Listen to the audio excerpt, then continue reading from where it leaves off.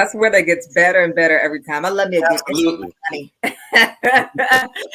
Hey, what up? I'm Persia Nicole. Welcome back to yet another Minorities Mental Health. Tonight, it's all about life after. We're going to be talking to experts on how to deal with addiction, depression, and the fight against self-medicating. I'm super excited to be right next to this guy right here.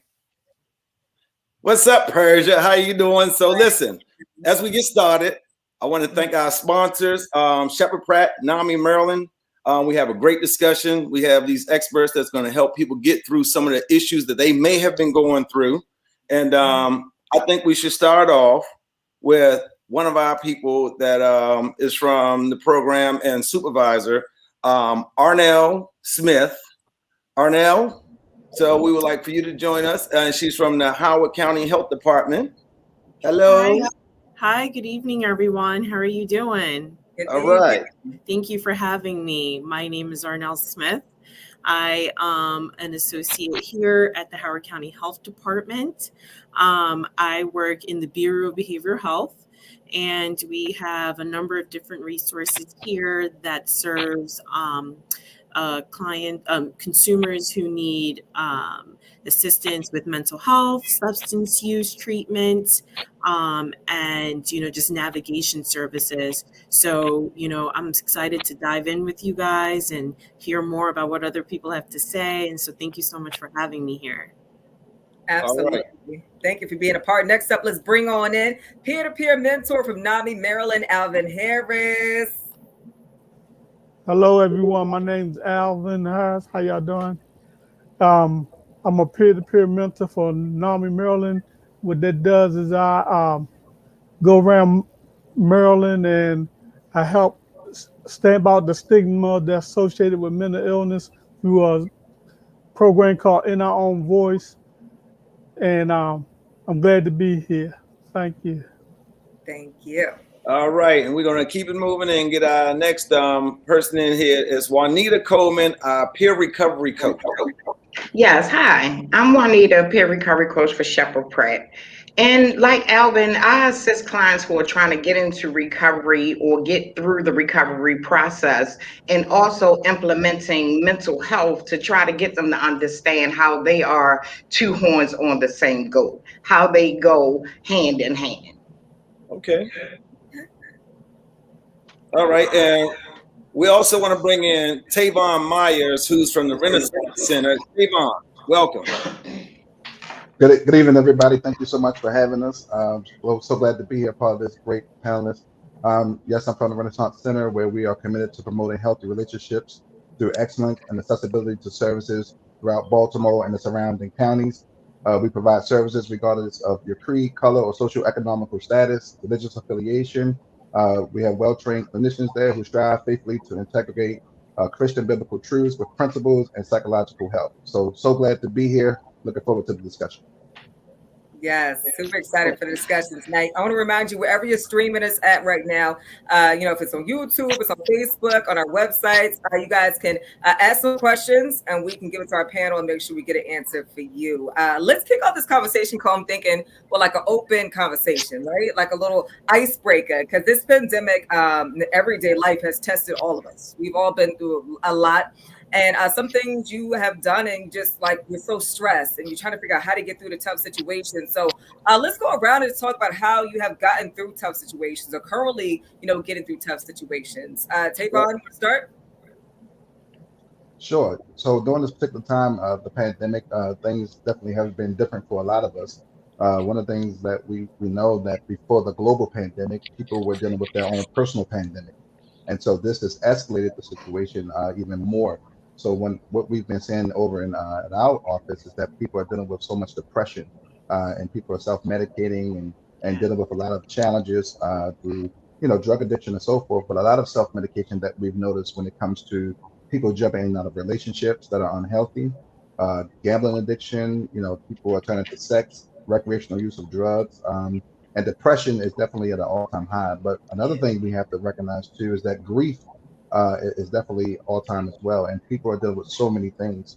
So the challenges are never ending at this moment. So it's just a matter of time of just trying to help people learn to cope with those things and give them solutions and strategies on how to make it through, live life day by day.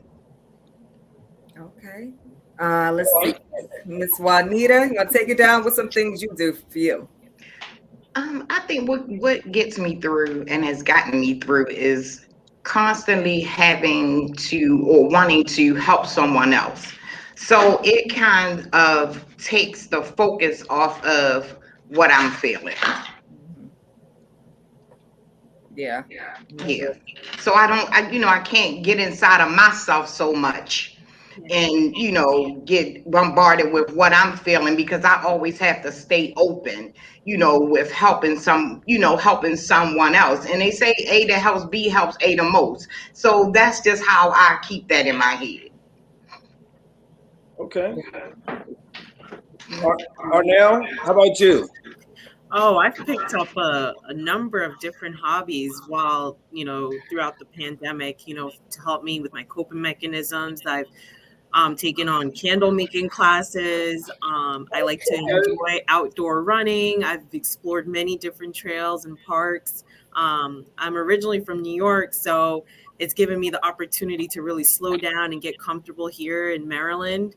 But I love burning candles. So, being able to take on this candle making class and, burn the candles, sit outside, smell different scents. It's been really fun for me. And then just staying in great shape and going outside, enjoying nature.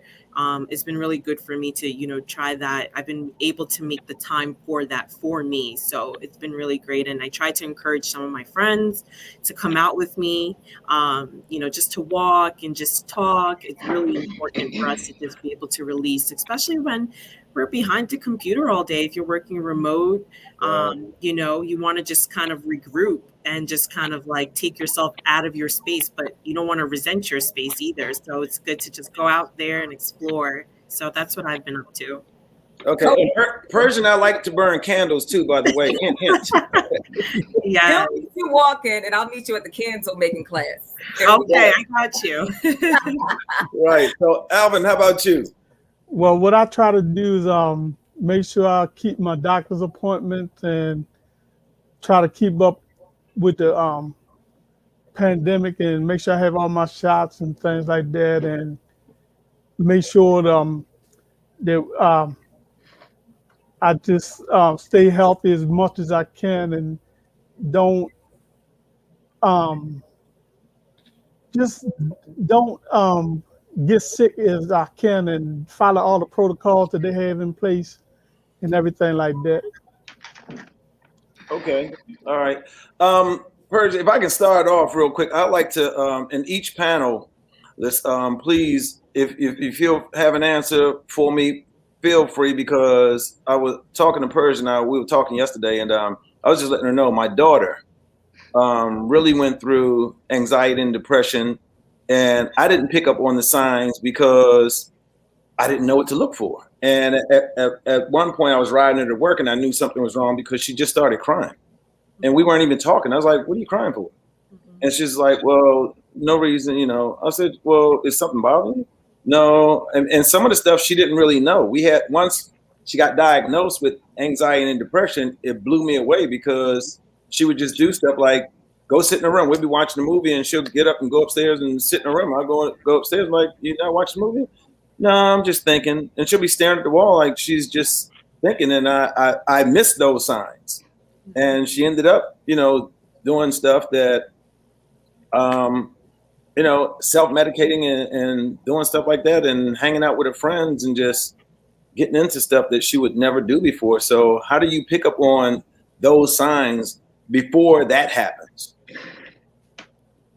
Anyone can start. It's not easy. I have a daughter who's 19 as well, who because of my journey through mental health and addictions as well, I was kind of able to pick up on it. And the signs are that, there's no blaring lights and flashing sound, it's none of that. It's the behavior. If you're around someone and they have a certain behavior, if they're talkative, now they're quiet. If they're social, now they're isolating. If, like you said, she just started crying for no reason, when most of the time they're happy and go lucky, something's going on. Something's going on. And especially with younger people, because of the stigma with mental health, sometimes within themselves, they don't know. They don't know what to call it, but they know something is going on, and it's not always easy to explain. Yeah. Okay. Yes, and I would just like to say I went through that too. Unfortunately, my mental illness and everything runs through my family. So Yes. my parents, when they were living, they could detect what was wrong with me and they wanted to get me help. But like she said, the stigma that was attached to it, I denied it, and I was in denial about the mental illness, and so I self-medicated as well. Yes. Yeah, I think that it really, and for us also in our culture, I think that we should start young with our kids too, just teach them about mental illness. Cause we're always like, oh, that's our cousin Larry, he's crazy, don't mind him. Like, you know what I Right. mean? Exactly. That's just how we brush it off. But instead of Yes. getting like that help in that moment, like we just so far gone with that. I think that now having conversations like this is what really helps. Right. Absolutely. Yes. And to give some more people insight, Arnell or Tavon, you want to elaborate? I personally feel like it's really important for us to take the time to really listen to individuals during this time. We think that most of the time, like when they're quiet, maybe they just don't want to talk. And I think trying to prompt casual conversation is really important, because it'll encourage people to start to feel a little bit more comfortable with you culturally, especially, when you grow up, someone like me who grew up culturally from, my parents are West African natives, and that's culturally something. Mental health isn't something that's really prevalent growing up. It's kind of suppressed. People don't think that it even exists. So being able to really bring it to the forefront and feel like kind of encourage people that, and talk to friends and encourage them and let them know that it's okay to come out and talk. It's okay to have those difficult conversations. And then, really just stepping out of your comfort zone and talking to your parents or your friends and finding somebody that you can confide in and just being that listening ear. I think it's really important. Okay. Yeah, absolutely. I agree with everything that everybody has said. Definitely paying attention to the behaviors is definitely the key, and also the nonverbal communication. When they're isolated, with children, where people don't want to be bothered, or if you just listen to the conversations they are having, what are those verbal cues that they're giving? That's important as well. But as they say earlier, it's no flashing lights. It's not like, oh, I have a problem. It's something that you definitely have to pay attention to. So it's more around that whole observation, and really that connection you have with your child or that loved one, to just pay close attention at all times. Yeah. I think building that connection with your children, like Persia had mentioned, at such a young age, is really important, right? Because you want them to feel vulnerable. You want them to know that it's okay to come to you and feel comfortable. Vulnerability is oftentimes kind of like, oh, don't be so soft. You got to be strong. But sometimes you can't be that strong person all the time. Sometimes it's okay to just be open and make yourself vulnerable, and it's okay to let people know it's okay to cry. We can't constantly, and I think that's what oftentimes during the pandemic people were kind of hiding their emotions, and probably people still continue to do that. But we need to make it okay for people to come up to the forefront and say, hey, I'm not okay and I need help. Absolutely. Well, one of the hard things with this generation, though, is that everybody's tough. Yeah. Women want to be tough. The guys want to be tough. Nobody wants to get help. Nobody wants to say they need help. And, it's, for some reason, it's not cool to act like you want to help, or you need to go to the hospital, or you need to see a doctor. And I mean, this generation right now is a little different. I'm sure you guys have experienced that already. Yes, I have. I had a young lady in my office, and I was talking to her, and she's self-medicating because of her anxiety. She says when she drinks, it calms her anxiety, but the consequences are she's getting arrested for drunk driving. And I'm asking her, have you ever considered mental health? And her response was, why I got to do that? I'm not crazy. So it kind of, once again, like we all keep talking about the stigma that is attached to mental health. Like you just said, everybody want to be strong. There's nothing wrong with me. It's because they have no information. Okay. They have no information to understand, once again, how I always say that addiction and mental health are one and the same. They are one and the same, because the self-medicating comes from not knowing to do with the anxiety or feeling overwhelmed, or I'm depressed, or I'm manic, I can't think. No one knows what to do with those feelings. So that's where the drugs come into play. And once you're introduced to mental health, maybe you might need medication or a therapist or somebody else to talk to. And then it's also the thing of, I can't really tell people what's going on with me because someone's going to judge me. And I always tell the clients, that's your therapist. They sign a creed, a code. They can't discuss what's going on with you. And then personally, they don't know you. So that's a good place to start. That is a good place to start dumping stuff that you don't want.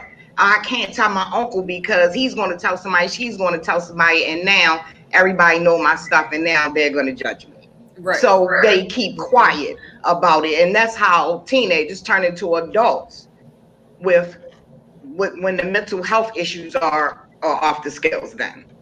Yeah. And I think also one of the biggest issues too, like, what you were talking about, Miss Juanita, when you talk to one person, like your counselor, your therapist, whoever may be your accountability partner, instead of taking everything to social media. I think also, Cole, you're talking about the generation, this new generation, every time it's an issue, if somebody passes away in your family, if you lost your job, or if you're just having a bad day, you're taking it all to social media.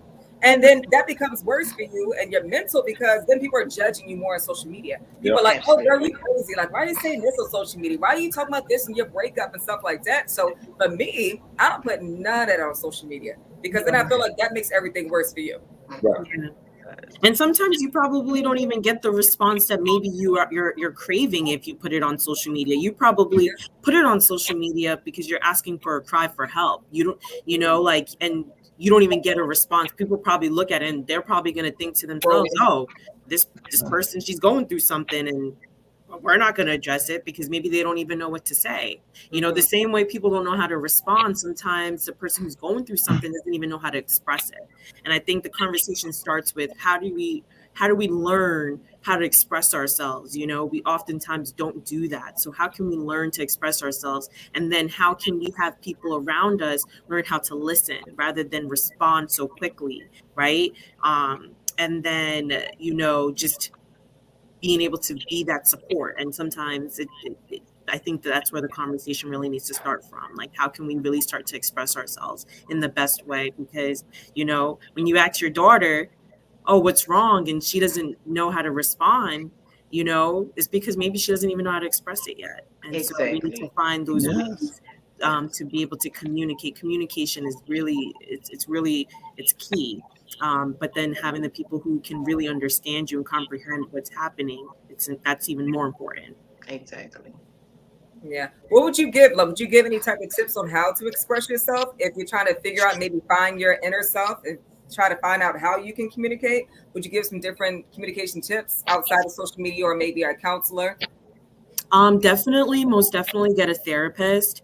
But then, there's people who don't even know how to access a therapist, like some people are like, oh, well, whether they're insured or uninsured, they're like, how do I access a therapist? They don't even know they can go to the member services in the back of their card.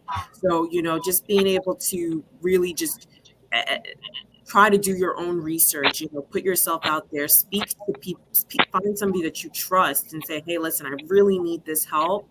What recommendations do you have? Where do you think I can go and find this resource? And then, me being here at the local health department, contact your local health department, say like, I kind of try to have a conversation with my friends, my family. They don't really know how to help me find this resource. And, us here at the health department, we have a variety of different resources and individuals who can help navigate you. Even if we don't provide the service here, we always do our best to help navigate and find services outside if we need to. So finding that person or, a resource out there that can really help you. We provide a lot of different, advertisements, promotions, campaigns to encourage people to kind of put it at the forefront, that they don't have to go digging for that information. It's kind of just right there in front of them.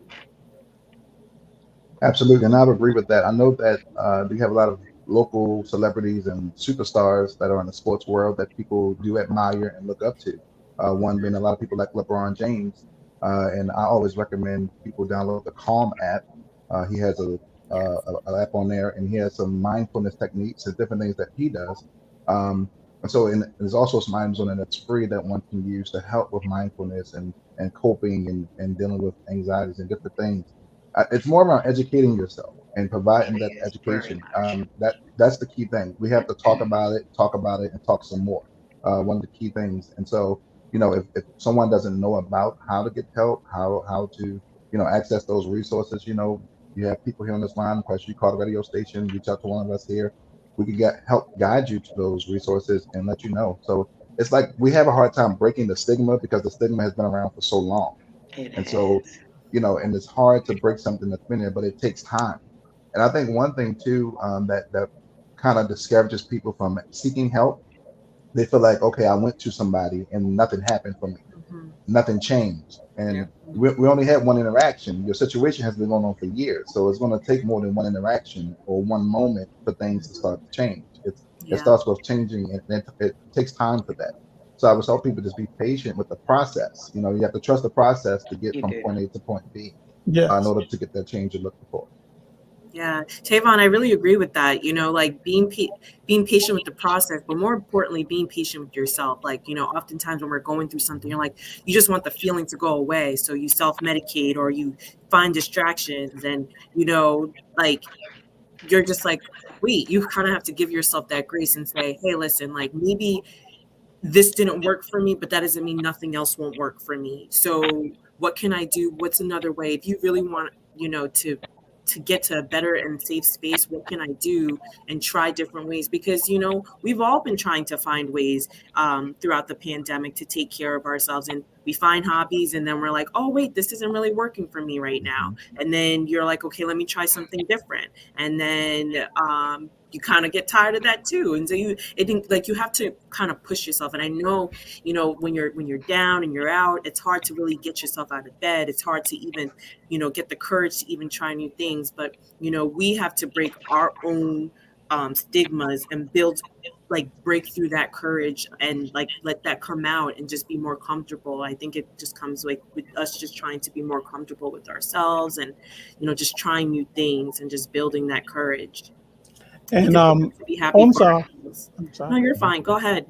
And my therapist used to tell me that we didn't get sick all at one time. We're not gonna get better all at one time. Like, it's gonna take time. Is even like you said, the first thing don't work. Keep hanging in there and try until you get the right thing. They will find something that works, and you will recover.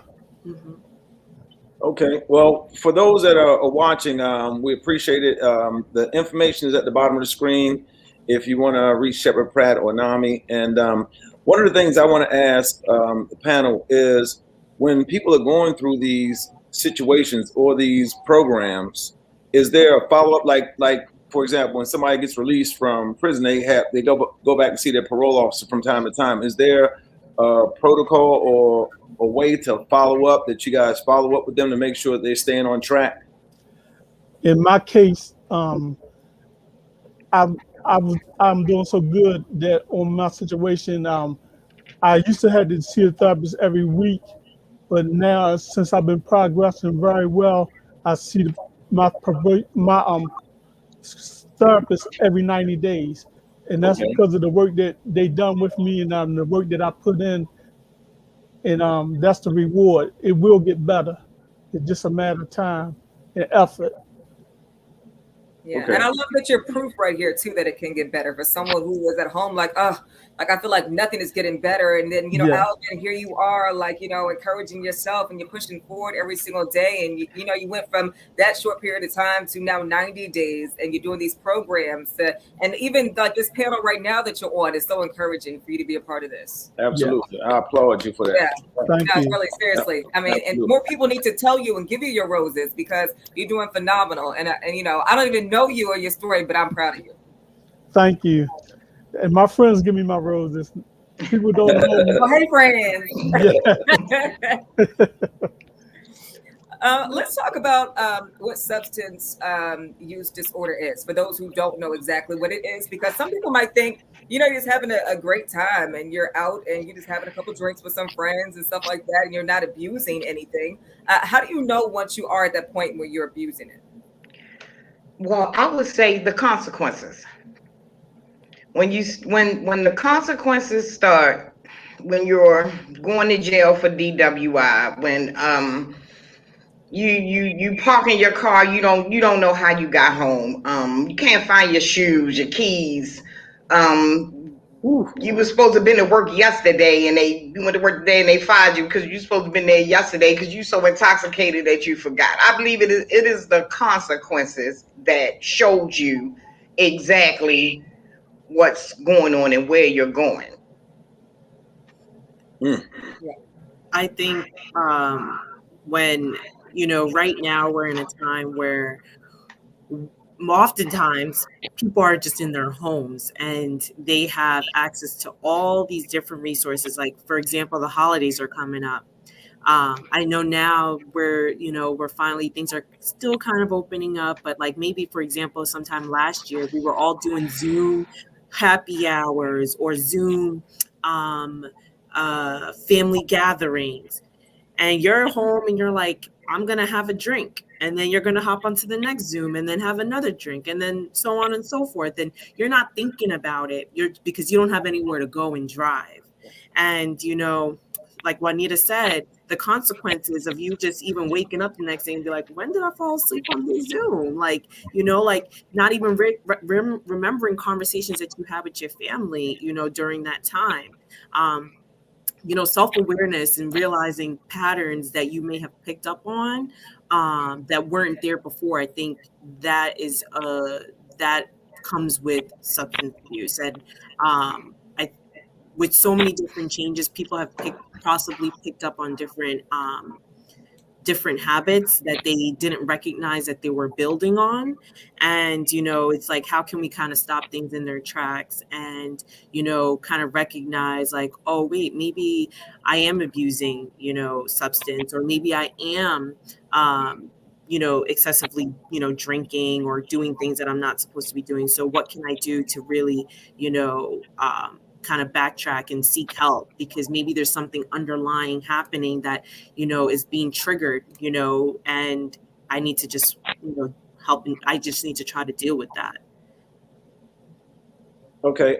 Someone in the chat said they wanted to know about the follow-up protocol for the programs. Okay. Khalil P. Okay. Well, with the health department, we do a lot of follow-up on all of our programs. If you're enrolled in the program, we work really hard to make sure everybody has a warm handoff. It's not like, here's a resource and we kind of send you on your way. We work really hard to make sure that we have like an open door policy, open lines. We continuously provide resources to individuals in the community by letting them know, hey, you can constantly follow up with us. You can reach out to us. We provide individuals with our emails, websites. You can have access to the website, our work phone numbers, our work lines, and just constantly reminding them that, if you need that additional help and the services we shared with you didn't pan out, that you can come back and we can continue to help you and help you navigate. And that's what I'm saying. If there's things here at the health department that we don't have, we're always open to helping people finding other resources in the community. We work really hard with different organizations in the community to make sure that people feel supported. And they're not left on the wayside, and that no matter what, that the services, we're trying to make sure that they're okay in the end. Okay. Anyone else? Oh, yeah. If people come to the Renaissance Center, we go through an intake process with the coordinator, and we structure, the timing and the schedule around the individual, their availability. And right now, we're offering 2 free sessions at this moment for all Baltimore County and Baltimore City residents. And if you're interested in that, you can reach us at 410-409-0025. And someone will be there to take your call and go through the process with you. And once you're enrolled into the program and you have a counselor, you guys will make your schedule, and you guys will determine the start and end of that particular time as you progress forward with treatment. Might as well keep it going right down, Miss Juanita. Oh yes, with me being a peer recovery coach, I have a little more flexibility than the counselors do, because they have a protocol that they follow. They're constantly busy, and I do a lot of urinalysis. I get the results back, I upload them, and with the caseloads that the counselors have, when I'm seeing the urinalysis and I notice that this person was, the urinalysis was clean last week, it came back this week with substances, I have the flexibility to reach out to them, let the counselor know this person's urine is coming back dirty. I'll reach out to them and conversate with them to try to find out, what's going on. I said, your urinalysis is changing, you're using more this week than last week, and be able to reach out to them and have a conversation with the hopes of they'll reveal some things to me, and maybe I can guide them in a different direction. Accountability, that's great. so as a peer support specialist, how do you directly get involved or impact those individuals? For the most part, for me, what works is me being transparent with them. Okay. Because for the most part, when they come into the office as the counselor, you don't know anything. Everything you're telling me comes from a textbook. No, I share with them that what I'm sharing with you is my own life experience. Wow. And I share that once before the moment that I say that, you can feel the atmosphere shift. And they're like, really? That you come in, yes, I work here. I have my own office. I'm helping people now. And this can be you. Anything else, that you want to do. So it kind of puts something else on their minds to say, wow, really, I can get myself together and I can do this. Yes. So it makes them want to talk more, share more, so you can kind of get an idea what they're in need of, what direction they're trying to go in. And when they share that information, whatever resources that I have, I share with them. I'll give them my phone number. You can call if you have a question, you don't understand what's going on, whatever it is that you want to do. But the most important thing I let them know is that you have to give yourself permission. You have to give yourself permission to move. And after that, it's never ending. It's never ending. The outcome is sometimes I can't even find the words, to say. You've been through it though, so it's easier for you to tell them. Yeah. Yes. But I love how you said you got to give yourself permission, because I feel like if you don't believe in yourself first, like it's just not going to work. So you have to give yourself permission first to say, okay, I'm going to give myself to this right now, and I'm going to be a better person. Like I'm going to work my way up to be a better person. Yes. Yeah. And when you talk with clients, and when all they know is what they know, is hard. That's a hard process, trying to filter in new information to try to get rid of some of the old stuff, the myths, the stigmas, so they can know and understand that it is something else other than what I believe to be true. Yeah. And let's take it to the myths real quick, actually, since you said that, like some of the myths of treatment centers, some of the myths of, trying to be better. Some people may say, like earlier we said for the counselor, some people may say it's not worth it. Like the first session, I got nothing from it. I haven't changed. Alvin, as a living proof right now, what are some myths that you thought before getting some help? Well, the myths that I used to go by before I thought about getting help, when I first went to a mental health hospital, I thought people was going to say you crazy, you sick, I don't want to be around you, something wrong with you. I thought I was gonna get alienated from my friends, Oh wow. once they found out Yeah. that I was doing, things like that. But I had a good therapist who was trained in dual diagnosis, and she used to tell us, "You, you doing good. You in here doing something about your problem. Other people out there not trying to do anything else about their problem. So you are doing good, and don't worry about the stigma. It's not true, and we can help you if you're willing to be if you want to be helped, we can help you." Alvin, let me ask you something because I noticed that a lot of people that sometimes say that they have issues and they sometimes relapse. And did you ever have a problem when you first started, relapse, and then say, you know what, I need to get this together because that was my fault? Yes, I did have a relapse, more than once, but my therapist was so good, and I'm so proud of her. She's not with me now; she has retired, but she laid the foundation. She said, "I'm not going to give up on you because you use, because I see the potential in y'all, and we can help you."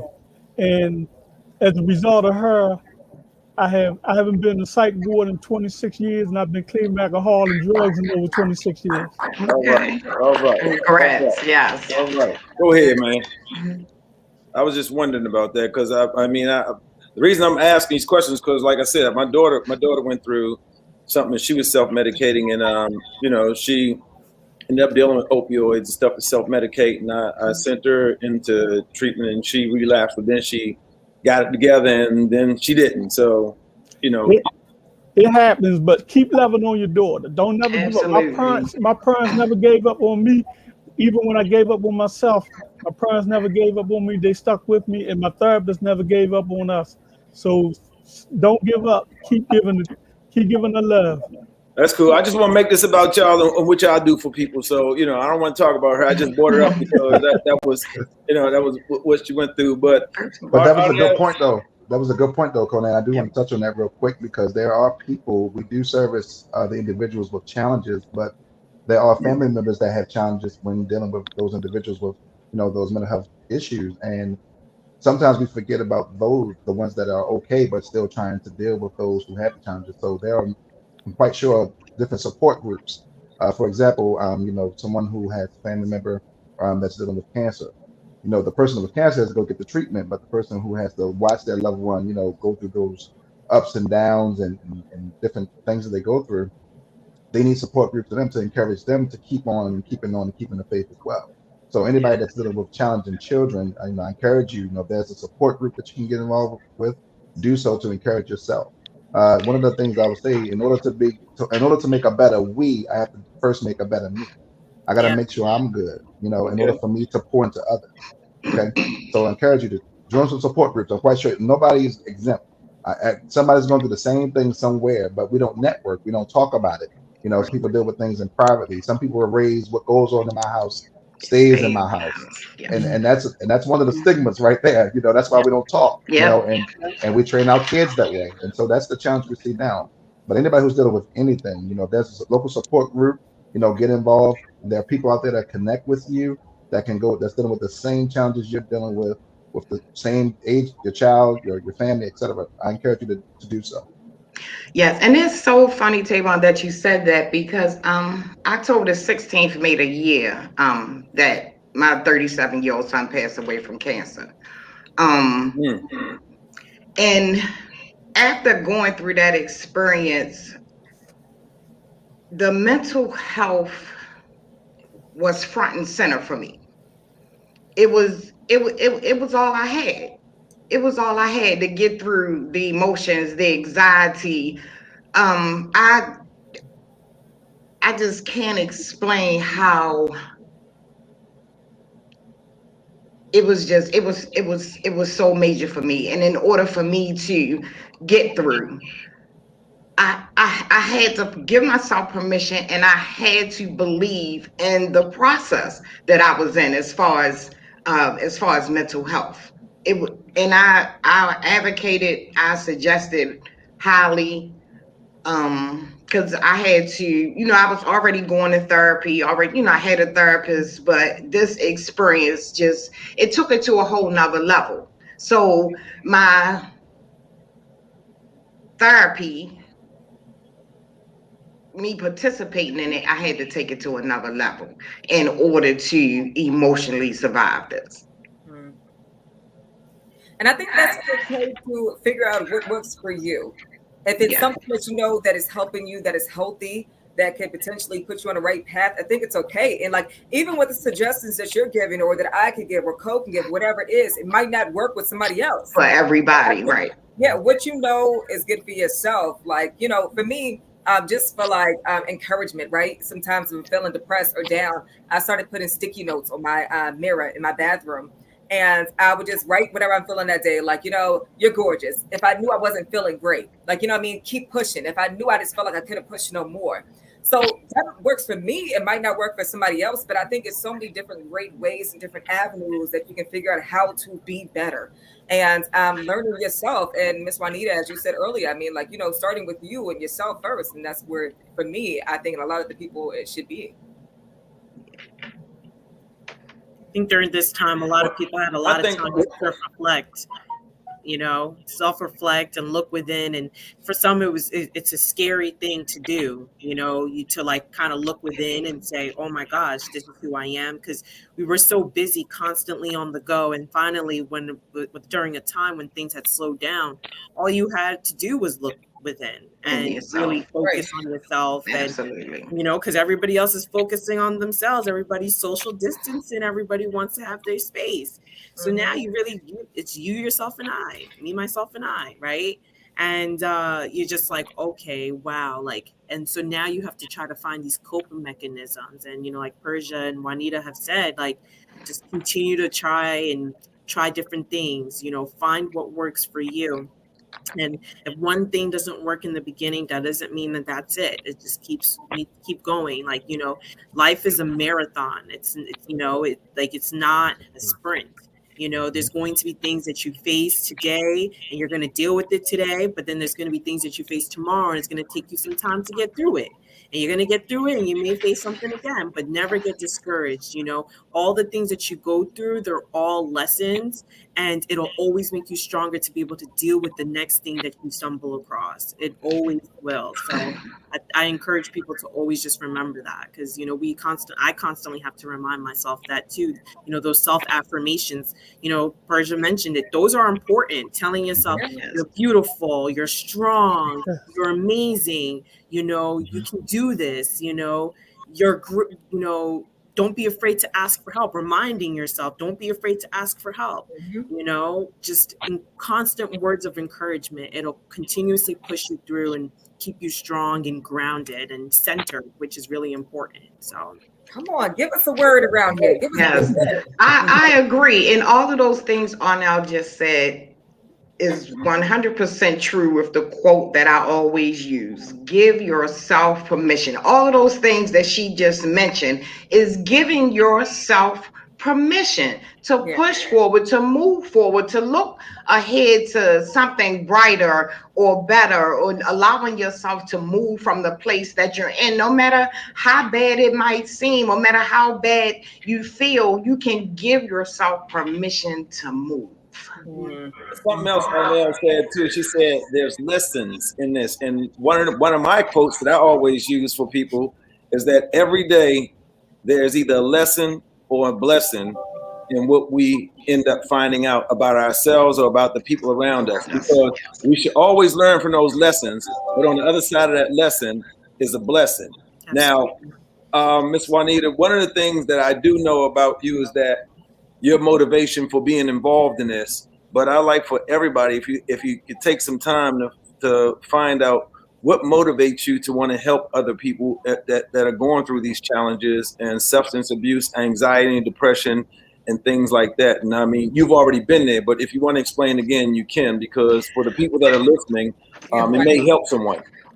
What motivated me was all of the things that we just talked about. Growing up in a culture and a community where addiction was running rapid, mental health was not discussed or talked about. Growing up in a family, my own family, and a community where these things were prevalent and not talked about, addressed, and you watch everything fall apart until, like I said, you find the children who turn into adults with the addictions and the mental health, and you don't get help until you, it's kind of like almost you have to educate yourself and then reach back to help and educate others.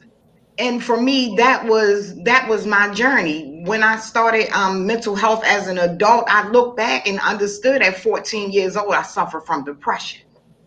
And when you're a child, like we just talked about, when you're a child and growing up and with those cultures and stigmas that what goes on in the house stays in the house, and you can't tell no one, you're afraid to talk, and so you just ride the merry-go-round until you give yourself permission to get off.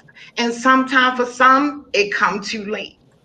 In my case, I feel blessed that I was able to, and I have other family members now who are finally starting to get well. We talk, we communicate, and you see the family dynamics start to change a little bit. Even like I said, having my daughter being young, and I noticed the signs. And like we're saying, sometimes, you have to pay attention to them. I was able to notice them because of the education that I have, of the self-knowledge that I have, and the addictions and the mental health, and seeing and knowing the signs. So that was, I guess, not my driving point, but more motivation to keep doing what I do.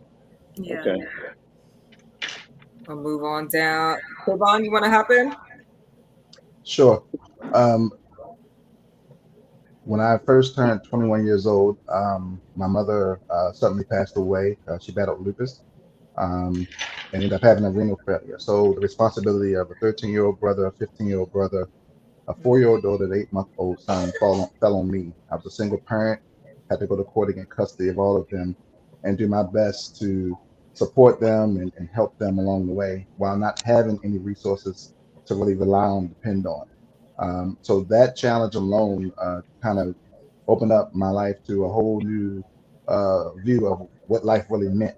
I had to start all over from scratch. My mom was the only person that I had in my life, and my grandmother had passed away previously. But I thought I had lost a lot. But what I really understood was I didn't lose, I learned. So I don't look at it as losses. I had learning experiences, and every time I had trials and things that come in my life, I use those things as stepping stones to get to the next level. So I was determined in life to break generational curses, to destroy every generational barrier and everything that was stacked against me. I just knew that I had to push forward. So what looked like failure was really increasing my faith along the way. And so I grabbed hold to my faith and what my mother instilled into me, and I made life work for us. So that's why I do what I do today. And one of the things I believe that I didn't have that support. So what I wanted to do is I wanted to be the person that I needed to others that I did not have while I was dealing with what I was dealing with. So that's what motivates me to do what I do, and I'm very passionate about this. And I believe that no matter what comes your way, every obstacle that comes your way, I just believe this, that when God had a plan, he kept you in mind. And because he kept you in mind, you're going to overcome, you're going to persevere. There's nothing you can't do. There's nothing that's too hard for God to do through you. And as long as you keep your faith and press forward, you can destroy every generational curse, every barrier that comes your way, and keep pressing forward. I just believe. Well said. Go ahead, Bruce Savon.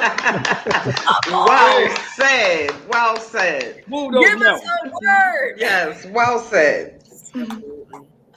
I love that. Arnell, hop up in here. With me, just to follow up on Juanita and Tavon, breaking those generational curses. Like I said, I grew up, my parents both born and raised in West Africa. Mental health was not something that was prevalent. We don't talk about our feelings. You were just told, when you're growing up, what happens in the house stays in the house. You were told to be strong and, keep, not really have conversations, like just keep things to yourself. And lucky enough, I have 3 siblings, 2 sisters and a brother. And we spent a lot of time together. And as we've been growing up, we've been having these conversations where we're like, oh, remember mommy and daddy did this, and remember mommy and daddy did that. And there's things that we're like, oh, wait, we want something different for ourselves. We want to break that habit so that we can build this bond with each other. And, building that means having conversations with, I often now have conversations with my sisters every single night. As I'm here, they were calling me, and, I'm going to get out. When I get out of here, I'm going to go and have a conversations with them. But like building that bond and building that trust, I think one of the things that really, really help us through these tough times and mental health is finding people that you can trust and can confide in and just build a relationship with. It'll help when you're going through a hard time and you really just feel like you can't talk to anybody. And, with me, I had to really teach myself that, because my parents, they didn't really sit down and talk to me and say, hey, what's going on? They're just like, you won't get through it. So, just go pray about it, go figure it out, but you'll get through it. Don't worry. And then oftentimes that led into me not really communicating my feelings, and I suppressed them, and I would suppress them. But, I had to really break through that shell and that barrier and say, hey, listen, I want to make myself vulnerable to others. I want people to understand me. I want to feel understood. I want to feel understood. I want to understand myself so people can understand what I'm trying to communicate with them. And so when you make yourself vulnerable, when you allow yourself to be vulnerable to even yourself and looking within and trying your best, whether it's like reading books, about self-awareness, or whether it's like, finding a quote that keeps you grounded and centered, and you're like, I'm going to live through this quote. Or just finding things that inspire you every day. And so that's what I want to be for others. And, I have a little nephew now, he's 6 months, and I look at him and I'm like, I want him to be able to know that he's a little king right now, but when you grow up, you're going to express your feelings. You're going to be a young man who's going to open up when you need to. You're not going to keep yourself so confined in a space. Don't let society tell you that, speaking out makes you soft. No, speaking up makes you feel like a king, and you're going to be strong, and you're going to feel heard. And when you feel heard, you feel like you can conquer anything. Absolutely. That's the motto that I'm giving my nephew, and I keep talking to me. He doesn't understand me yet, but he'll give me a little smile and a little smirk. He's so cute with his dimples. But those are things that I'm gonna do when I have kids too, and I think it's really important for us to push through and keep reminding ourselves of that. Okay. Absolutely. Alvin. What I try to remember is the love and the compassion that my mother and father gave me when they tried to tell me that I was sick, and then it continued through my therapist. My therapist said to me, she said, all the is not some therapists are not good, but then there are some good therapists. You have to get to the good therapists and everything like that. So with that encouragement, and I echo everything everyone else has just said, I would like to help stand about the stigma because of the love that I got from all those people, and the help that I see out there that is needed for the stigma to be stepped out of. And I want to try to do my best to do as much as I can for people, because people did as much as they could for me. Yeah. So All right. that's about it. All right. So Persia, looks like we getting close to time. So maybe if everybody can share a little bit about what people should do or look out for to wrap up on how to understand what's going on with the people in their family or someone that's going through anxiety, depression, or substance abuse, and so we can give people an idea on what they need to do. Yeah, absolutely. Do a quick recap too for people who are just tuning in. I would just look for signs of drinking and things like that is evident, because you can smell it almost all the time, but the other drugs, sometimes it's not as easy to to understand, but eventually the signs will come out. And I would just observe them as much. If you got a suspicion, observe them and talk to them and ask them the question: are you using drugs or are you abusing drugs? They're gonna say no, Yeah, but keep on asking. right? Just to continue. Yeah. Yes. Okay. I think with me, from the Howard County Health Department perspective, I think now with the holidays coming around and finally people coming together, we should just sit down. One of the things I would just recommend, I think one of the things we can do or not look for, but just do is just say, hey, listen, I sat in on this, podcast or, this panel, and this is what I learned. And, this is where I found out I can get services. I thought it was really cool. Try to spark conversations about, mental health and the resources that are out there, because even if you think that nobody cares, somebody's listening, and, they might be like, oh, wow, cousin Nell, she told me about this. And, I think that this would be a really great resource. And even if I'm not ready to talk about it, let me go home and do some research and get the help that I need. So I think it's what you can do. I think we need to do more of that for others and kind of put things in and have these conversations. And, I think that'll be helpful. So Okay. you can access resources through the health department website. You can call our phone number. I can drop it in the chat, or, I can share it with everybody. You can call 410-313-6300. And the resources are there. Go on the website. There's a slew of resources. So take the time to go through and share with your family and friends this holiday season.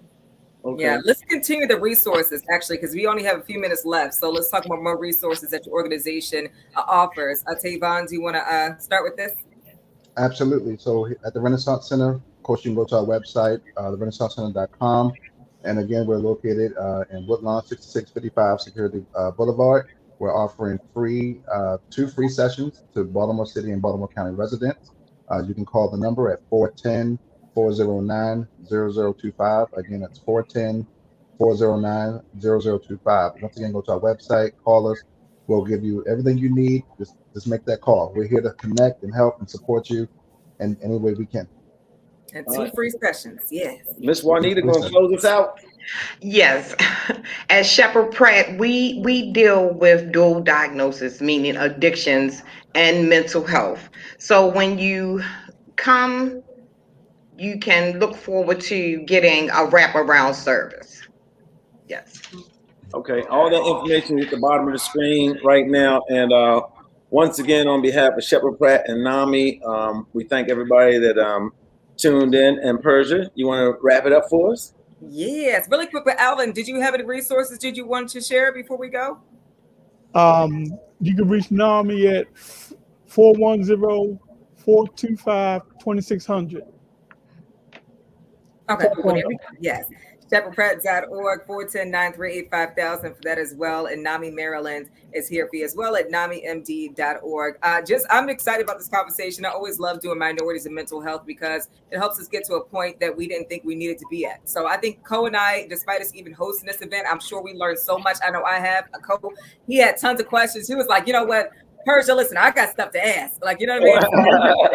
Good conversation for all of us. And we always appreciate, for you watching and just being a part of this. And hopefully everybody learns a little something about this tonight. Absolutely. And I applaud each of you for taking time to help others, because what you do for others, you just never know how far it goes. Just like some of us who play sports and stuff, you have coaches.